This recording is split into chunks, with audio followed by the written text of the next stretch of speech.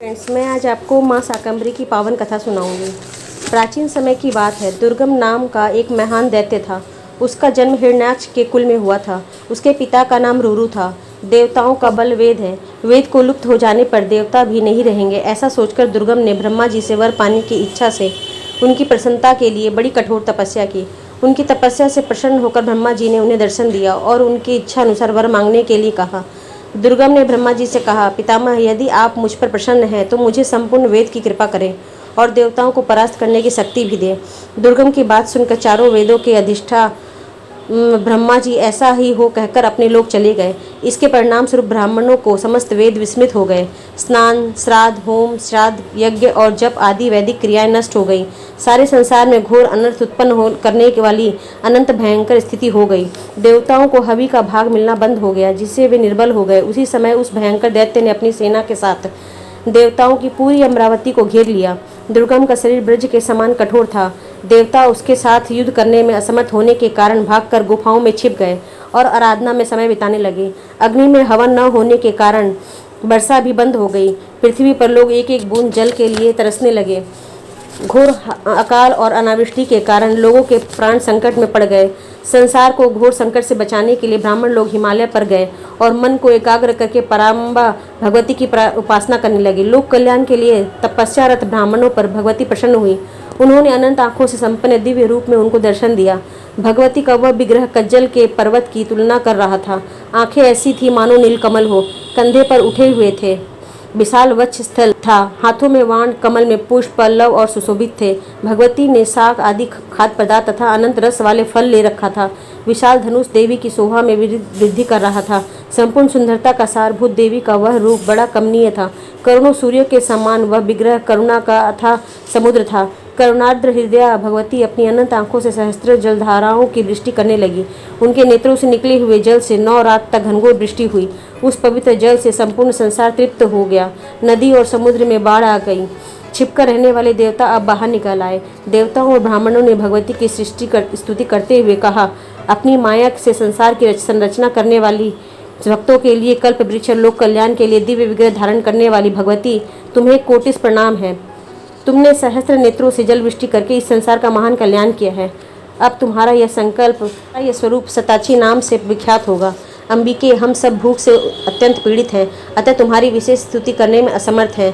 भगवती सताची ने प्रसन्न होकर ब्राह्मणों और देवताओं को अपने हाथों से दिव्य फल एवं शाक खाने के लिए दिए तथा भांति भांति के अन्न भी उपस्थित कर दिए। पशुओं के खाने योग्य कोमल एवं अनेक रसों से संपन्न नवीन तृण भी उन्हें देने की कृपा की। उस दिन से भगवती का नाम शाकंभरी भी प्रसिद्ध हुआ। दुर्गा के स्वरूप में भगवती ने वेदों को दुर्गम नामक दैत्य से छीनकर ब्राह्मणों को देने का आश्वासन भी दिया।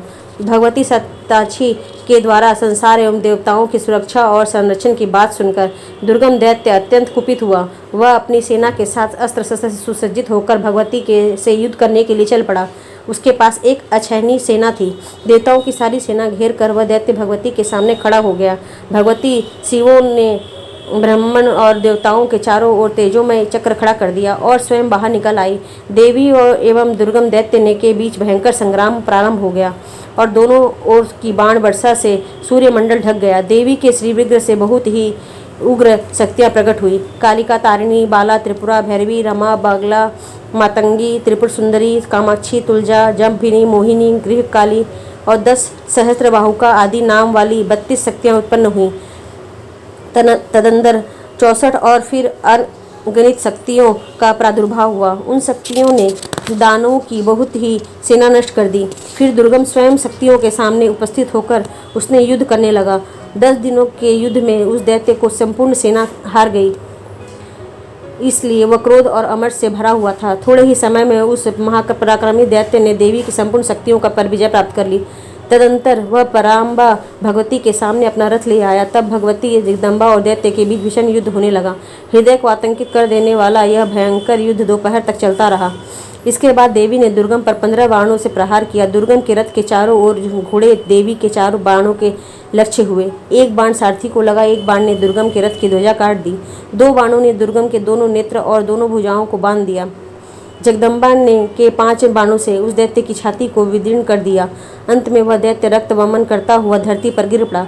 उसके शरीर से एक तेज निकलकर भगवती के रूप में समा गया। उस महान पराक्रमी दैत्य के जाने से सभी लोग सुखी हो गए। विष्णु और शिव को आगे करके समस्त देवता भगवती जगदम्बा की स्तुति करते हुए कहने लगे, संपूर्ण जगत के एकमात्र कारण परमेश्वरी सतलोचन तुम्हें बारंबार नमस्कार है, जो दिव्य विग्रह से सुशोभित है एक एवं जिन्होंने ब्रह्मा विष्णु आदि को प्रकट किया है। उन भगवती शाकंभरी के चरणों में हम सर्वतोभाव से मस्तक झुकाते हैं। करुणा की असीम सागर भगवती शाकंभरी तुम्हारी जय हो। आपने दुर्गम को मारकर देवताओं का संकट निवारण किया है, इसके लिए हम सभी देवता आपके प्रति हृदय से कृतज्ञ हैं। ब्रह्मा विष्णु शिव आदि देवताओं के स्तवन और पूजन से जगदम्बा संतुष्ट हो गई। उन्होंने दुर्गमासुर से छीने हुए वेदों को देवताओं को सौंप दिया। तदंतर उन्होंने ब्राह्मणों से कहा, जिसके अभाव में ऐसा अनर्थकारी समय उपस्थित हो गया था, वह वेदवाणी मेरे शरीर से ही प्रकट हुई थी, अतः सब प्रकार से इनकी रक्षा करनी चाहिए। मेरी पूजा में संलग्न रहना तुम्हारा परम कर्तव्य है। तुम्हारे कल्याण के लिए इससे श्रेष्ठ कोई उपाय नहीं है। मेरे हाथ से दुर्गम नामक दैत्य का वध हुआ है, अतः आज से मेरा नाम दुर्गा प्रसिद्ध होगा। करुणा का स्वरूप होने के कारण मैं सताक्षी भी कहलाती हूँ। जो व्यक्ति मेरे नामों का कीर्तन करता है, माया के बंधन को तोड़कर मेरा स्थान प्राप्त करता है। इस प्रकार भगवती दुर्गा देवताओं और ब्राह्मणों को उपदेश देकर अंतर्ध्यान हो गई। त्रिशंकु के पुत्र महाराज हरिश्चंद्र भगवती शाकंभरी के परम भक्त एवं अद्भुत कार्य सत्यवादी थे। एक बार वे शिकार खेलने के लिए जंगल में गए। वहां उन्हें विलाप करती हुई एक सुंदर स्त्री मिली। महाराज द्वारा रोने का कारण पूछने पर उसने कहा कि मैं विश्वामित्र के कारण दुखी हूँ। वे तपस्या कर रहे हैं। यदि आप मुझे सुखी करना चाहते हैं तो किसी उपाय से उन्हें तपस्या से विरत करने की कृपा करें। महाराज ने उसे आश्रत करने के घर भेज दिया और विश्वामित्र मुनि को तपस्या करने से रोक दिया। महाराज हरिश्चंद्र की इस क्रिया से विश्वामित्र क्रोधित हो गए और वे तपस्या छोड़कर अपने स्थान चले गए। अपने अपमान का बदला लेने के लिए भयंकर शुकर के रूप में एक दानव को हरिश्चंद्र के नगर में भेजा। उस भयानक शुकर ने नगर में पहुंचकर महाराज के उपवन को उजाड़ डाला। महाराज हरिश्चंद्र ने उस भयानक शुकर को मारने के लिए उसका पीछा किया। वन में पहुंचकर वह दृश्य हो गया और महाराज मार्ग भूल गए। अचानक एक ब्राह्मण के वेश में विश्वामित्र प्रकट हुए और उन्होंने गांधर्वी माया से महाराज हरिश्चंद्र को मोहित कर लिया। उन्होंने एक कन्या और पुत्र के विवाह के बहाने अयोध्या का संपूर्ण राज्य महाराज हरिश्चंद्र के दान में ले लिया। के लिए महाराज हरिश्चंद्र को काशी में पहुंचकर पत्नी तथा स्वयं को बेच देना पड़ा। महारानी तारामती एक ब्राह्मण की दासी बनी। बड़ी कठिनाई से उस ब्राह्मण ने उनके पुत्र रोहिताश्व को साथ रखने की अनुमति प्रदान की। महाराज हरिश्चंद्र ने अपने अपने चांडाल के हाथों बेचकर विश्वामित्र की दक्षिणा चुकाई। अब वे सौदा करने वालों से कर वसूला करते थे, किंतु विपत्ति यही समाप्त नहीं हुई। एक दिन ब्राह्मण की समिधा एकत्र करके लाते समय रोहिताश्व को सर्प ने डस लिया। महारानी तारामती पुत्र की मृत्यु का समाचार सुनकर शोक सागर में डूब गई। बहुत अनुनय विनय करने पर ब्राह्मण ने घर का सारा काम निपटाने के बाद उन्हें पुत्र अंत्येष्टि कर्म करने की अनुमति प्रदान की। जिस समय वे अपने प्राणप्रिय पुत्र की लाश से लिपट कर विलाप कर रही थी, गांव वालों ने महारानी को बच्चे को खा जाना वाली डायन समझा और पकड़कर चंडाल के न्यायालय में प्रस्तुत किया। चंडाल ने हरिश्चंद्र को ही रानी का मस्तक काटने का आदेश दिया। शोक से ग्रस्त महारानी तारामती ने पुत्र की लाश शमशान में जलाने तक की अनुमति मांगी। घोर अंधकार में रात्रि में शमशान पहुंचकर अचानक बिजली चमकी और उनके प्रकाश में महाराज हरिश्चंद्र ने पत्नी और पुत्र को पहचान लिया। शोक से व्याकुल होकर पति पत्नी दोनों अचेत होकर गिर पड़े। अचेत होने पर राजा और रानी दोनों ने ही पुत्र के साथ आत्मदाह करने का निश्चय किया। महाराज हरिश्चंद्र ने चिता तैयार की और उस पर अपने पुत्र रोहित को सुला दिया। आत्मदाह के पूर्व पति पत्नी दोनों जगत की अधिष्ठात्री भगवती शाकंभरी का ध्यान करने लगे। अचानक शमशान दिव्य ज्योति से आलोकित हो उठा। भगवान नारायण के सहित संपूर्ण देवता शमशान भूमि में पधारे। स्वर्ग से अमृत की वर्षा हुई और रोहित स्वस्थ उठ बैठे। इंद्र ने कहा, महाराज अब आप अपनी पत्नी सहित स्वर्ग को सुशोभित करें। यह सर्वोत्कृष्ट गति आपके ही कर्मों का फल है। पुण्यात्मा पुरुष ही उस पद के अधिकारी हैं। चंडाल ने कहा, राजन, आपने अपनी सेवा से मुझे संतुष्ट कर दिया है।